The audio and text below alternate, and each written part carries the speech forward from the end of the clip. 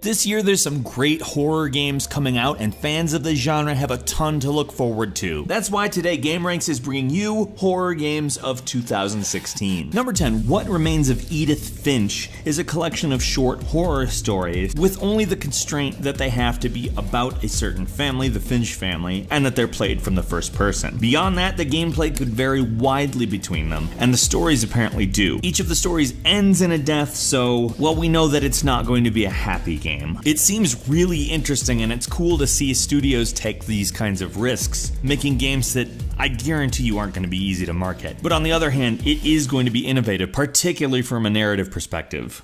Number 9, Narcosis, which is a game that is based on you experiencing a slow death alone. Get hyped, everyone! No, but in all seriousness, there's a lot of interesting things going on with this game, particularly that you're not really sure where you're being led. As you play, there's a narration, and the narration is in past tense, so you're assuming that he gets out, but you don't know. In fact, they've deliberately planted the seeds that that's some kind of a mislead, and I'm calling it right now. There's a twist in this game. The game's director said they're trying to do horror without zombies or spiteful spirits of any sort, so if there's anything that feels supernatural, it's happening within your own mind. And I have a feeling that is also a clue of some type. Mostly, this is virtual reality of a situation that you basically don't want to live through, which is for some reason the thing that attracts me to it the most. Number 8, Until Dawn Rush of Blood, which is a spin-off game from the actually very popular Until Dawn. Now, where Until Dawn was kind of a Heavy Rain style game, Rush of Blood is going to be an arcade shooter, which isn't typically really a horror genre per se, but it's being made for PlayStation VR. To be honest, the on-rails roller coaster type shooter is probably one of the most terrifying ideas I could think of for VR. And we all know how good the Until Dawn developers are at making an environment and an aesthetic that scares the shit out of you. Number 7, System Shock. Okay, the game that inspired BioShock and is ultimately considered to be a game that is stealthier and requires more resource management than BioShock, which I don't know if you remember, BioShock was kind of known for those things, and that's what people liked about BioShock, has a full HD remake coming, and holy crap, it looks amazing. Now, I don't know if you played the original System Shock, but it is actually a really scary game. It's a cyberpunk game, which doesn't really automatically terrify you off the bat, but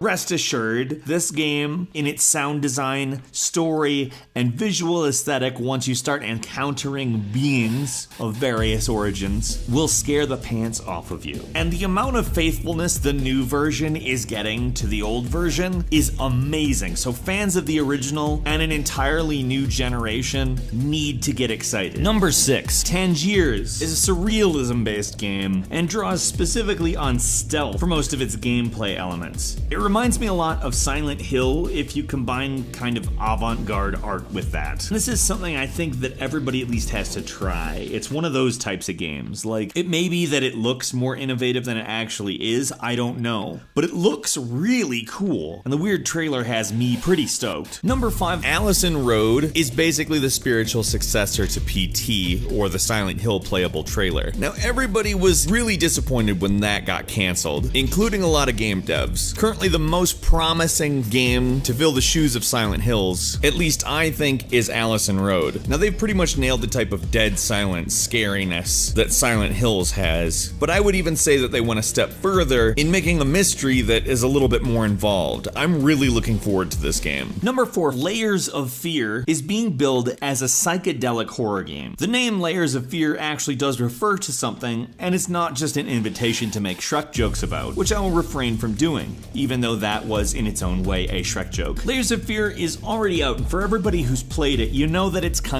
interesting, because some of it is absolutely inspired, and some of it is very clearly just there to jump out at you. Now, it is overall a great game. Layers of Fear is one of 2016's reasons to scream like a child. Number 3, Perception. Some of the people behind BioShock actually created this one, and frankly, the art style in this game is enough to get you excited alone. As you may have gathered from the footage, you're actually blind in this game, and you're using kind of a weird version of sonar called echolocation. They're likening the game kind of to Gone Home, but scarier and with a really interesting, get this, perception that the player views everything by. Yeah, good for me, I used the title. Number 2, Friday the 13th, The Game. Now, normally when a game has The Game in the title, I'm not too keen on it, but honestly, this looks pretty good. For one, it was actually kickstarted as opposed to just a random cash-in on Friday the 13th. You control a camp counselor, and your point is to survive a night at Camp Crystal Lake, or you can play as Jason and just try to kill everybody.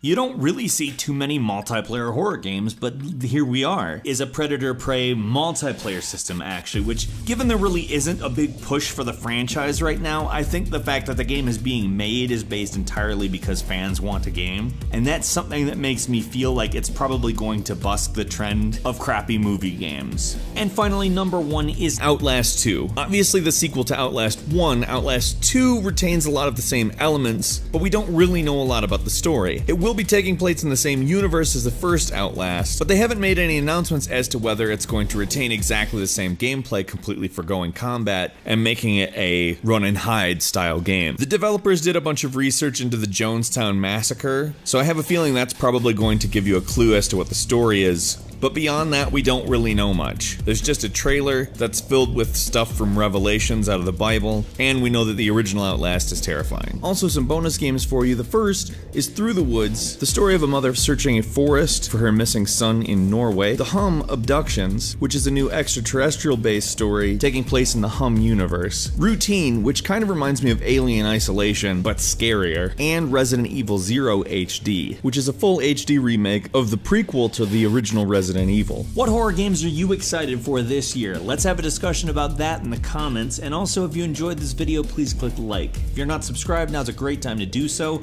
We upload brand new videos every single day of the week, and of course, the best way to see them first is a subscription. As always, we thank you so much for watching this video, and we will see you next time right here on GameRanks.